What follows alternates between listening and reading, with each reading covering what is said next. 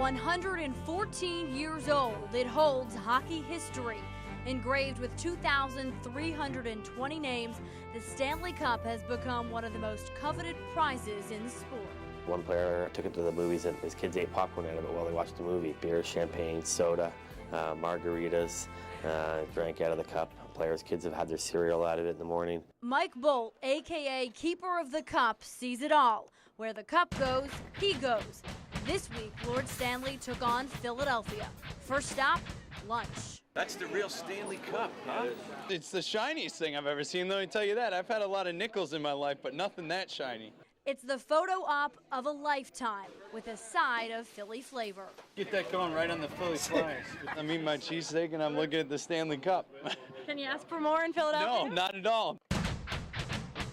How about two celebrated icons side by side? History meeting history. It's shiny. It's very shiny. It was shiny. Yeah? Yeah. And a lot of famous people touched it. Including you? Yeah, me. Not many people see them both in the same day, same place at the same time. You can feel the love, can't you? Hockey fans from around the world studying, analyzing, capturing the cup.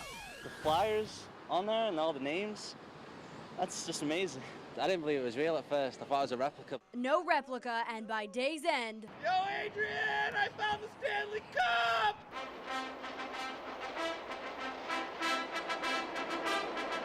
The real deal had some people running.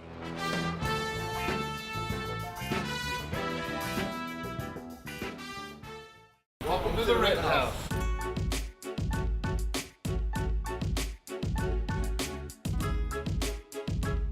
We like to think that we have great service. It's very personalized. We try and take care of each customer in their own individual way. Many celebrities, from Tom Hanks, Oprah Winfrey, Luciano Pavarotti. The Rolling Stones were with us, and Mick Jagger. We've had Billy Joel, who's played the piano when he stayed here. These are world-class suites, and we do have world-class guests. They have the ability to stay in these wonderful accommodations. What does it take to stay in one of these suites? Just $3,000 a night.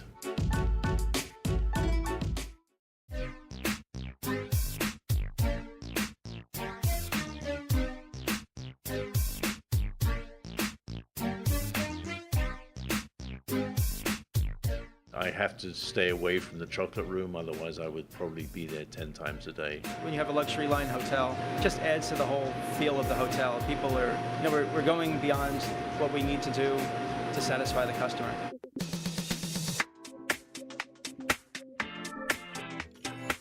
It's still very exciting after 23 years, so I feel very privileged and take care of each customer in their own individual way.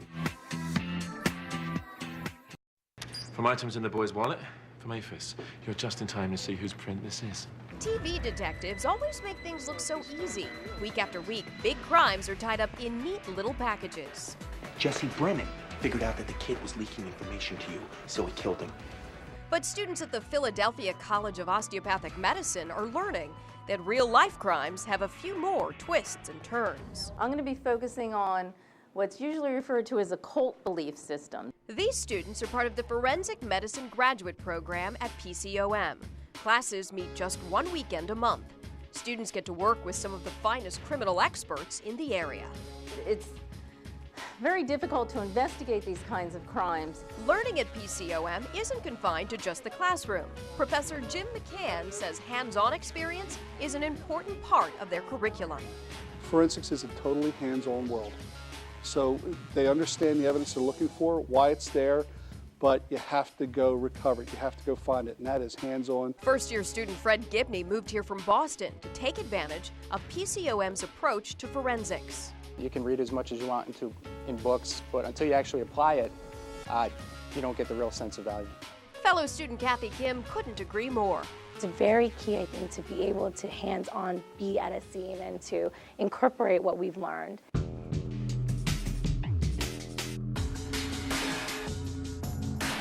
Experts set up simulated murder scenes that are based, in part, on real crimes.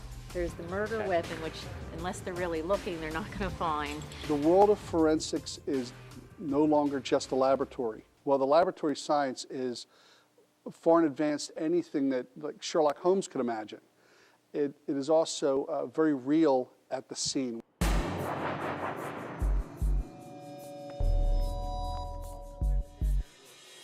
Working in small groups, students are put to the test as they try to piece together clues.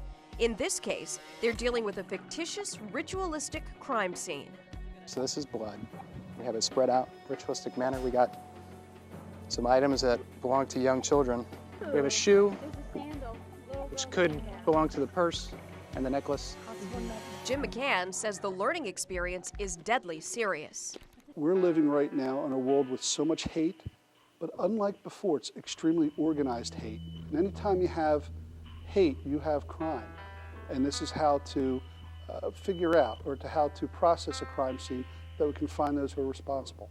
Oh, knife! I found a knife! It's realistic learning that helps students thrive. You really do pick up a keen sense of observation. It's a puzzle, and everything's there. You just need to know where to look.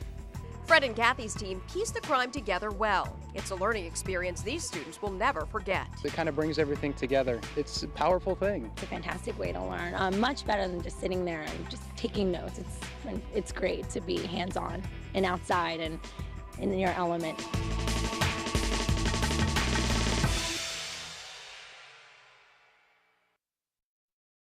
We told my dad right to his face, like, one day we're going to play Division I together on the same team. There's Michael, number 4. Michael Calalori practiced with his brother Nick at Hofstra, getting ready to play their first game together.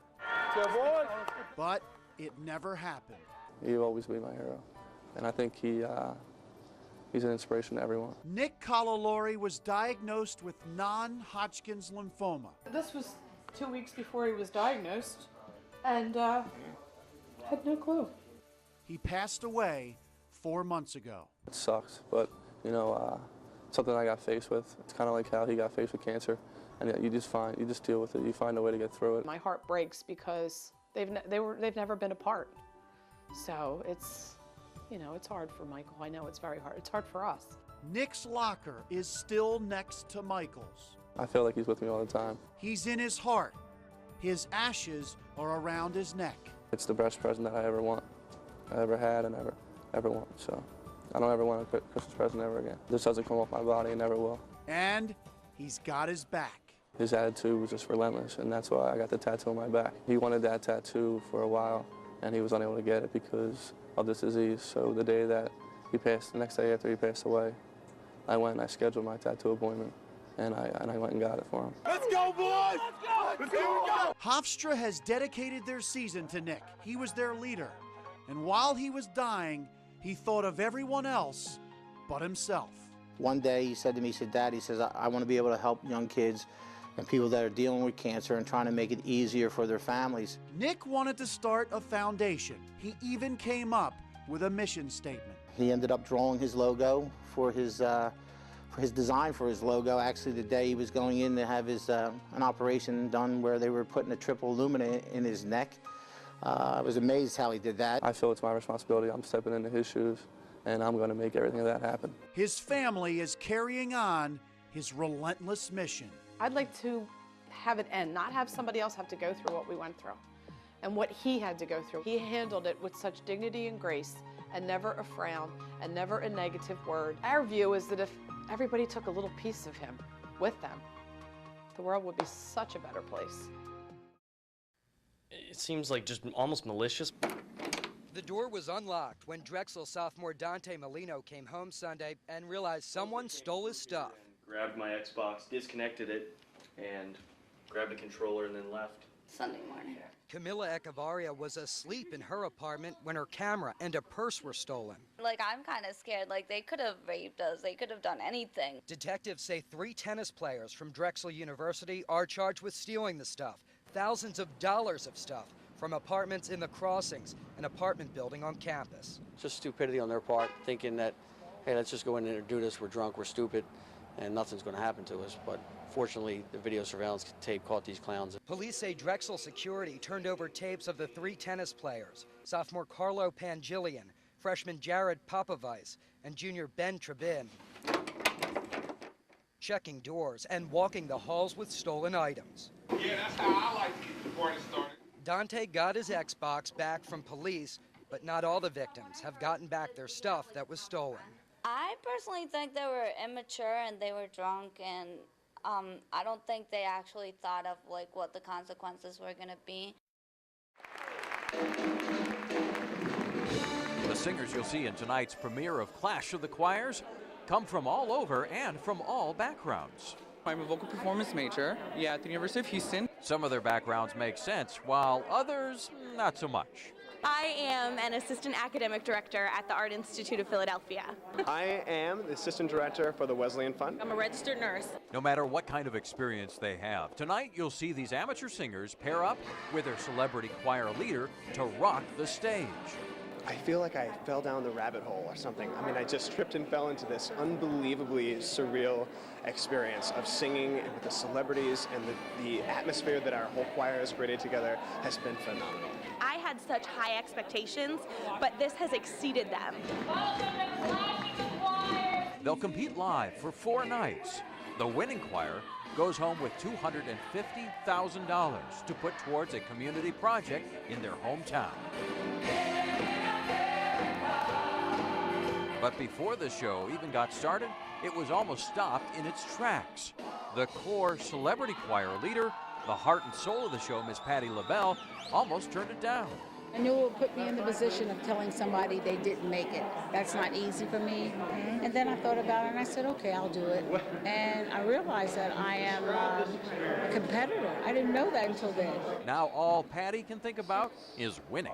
I'm trying to win this competition, to take the money back to Philadelphia so that we can do something for cancer, and to show these kids and women and men that I have in my choir that they are special. Country star Blake Shelton had to change his tune to be part of this competition. I've never been in a choir. In fact, back in high school, we made fun of people that were in the choir. And I guess everything comes around full circle. Now here I am on national television performing with my choir.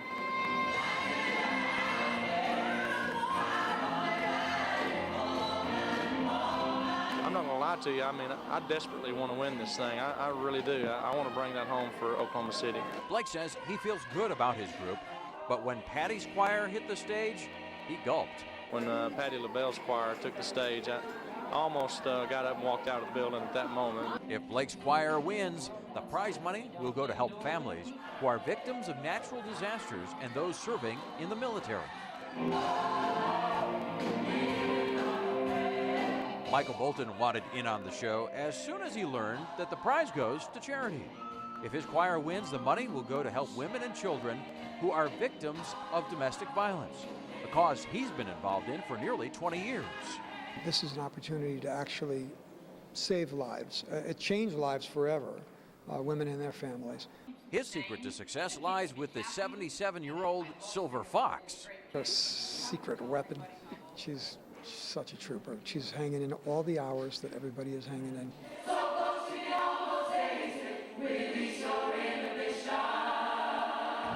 We're playing, so to speak, for the Cincinnati Children's Hospital, the NICU ward, for prenatal critical care, and we're actually planning to buy them some new incubators and equipment. My younger brother was born about 3 months premature, and so it's a very meaningful thing for me to try and help that cause. Nick Lachey thinks his group has what it takes to win it all. Our group's really diverse as people, as a choir, but also in the repertoire that we're going to do. And hopefully we get through to the end and we get to perform everything. I'm hoping that America's going to fall in love with them. They're a great group of people. Nick knows one member of his choir, Shonda Fowler, a little better than the rest. Wow. No, Nick was my first kiss. He's a great kisser. We kissed multiple times. Multiple times. Honestly, I know I was his best kiss. That's right. The deed took place back when Shonda was 13 and Nick 14. Although the reunion at the audition gave them both a good laugh, the smooches haven't gotten her any favors from Nick. He actually whispered to me on the side. He said, "You better bring it." And of course, you know, we got to bring it. We got to bring it home for the kids, because that's who we're doing it for ultimately. It's for Cincinnati Children's Hospital, so it's for the kids. And it's all in good fun. This is a blessing. This is a once-in-a-lifetime opportunity.